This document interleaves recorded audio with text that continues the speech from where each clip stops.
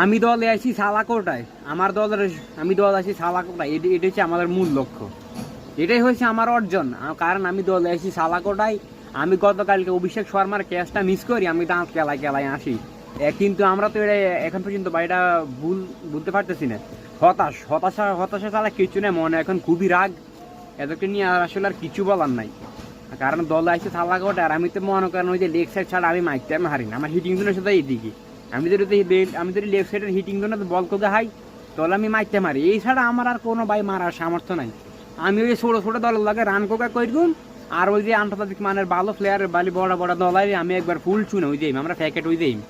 আর ওই যে বাদশামি ভাত খাইবো, আর দলের জন্য কোনো কন্ট্রিবিউট করার মানে তাদের কোনো সামর্থ্য থাকতো না। এই সাথে আমাদের প্লেয়ারদের অবস্থা।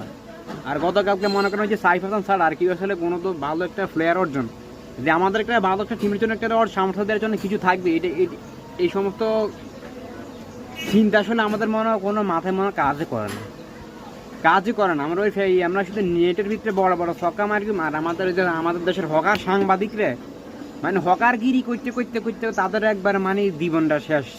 মানে তারা না হকারগিরি ছাড়া তাদের কোনো কর্মকাণ্ড থাকে না। এই সাথে আমাদের দেশের আমাদের প্লেয়ারদের অবস্থা, মানে দলের জন্য তো আমাদের কিছু একটা দেওয়ার জন্য আমাদের থাকবো, দিন শেষে আমরা আসলে সেটা আমরা দিতে পারি না।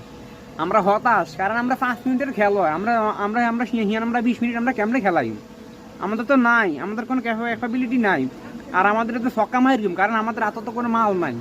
ছক্কাতে মারি মানে বাউন্ডারিতে তাই খালি ক্যাচ হয়ে যায় কি। এই সাথে আমাদের প্লেয়ারদের অবস্থা, কুত্তার বাচ্চারা, শয়তানের বাচ্চারা এখানে আজকে